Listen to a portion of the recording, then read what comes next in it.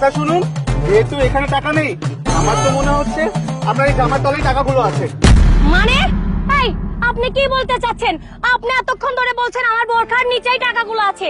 আমি যখনই আপনাকে বোরখাটা খুলে দেখালাম, এখন আপনার মনে হচ্ছে আমার জামার নিচে টাকা আছে।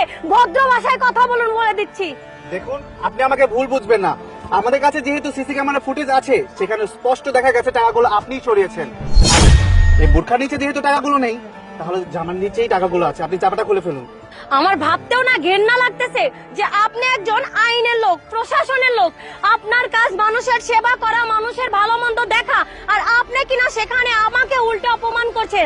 এক মুখে দুই রকমের কথা।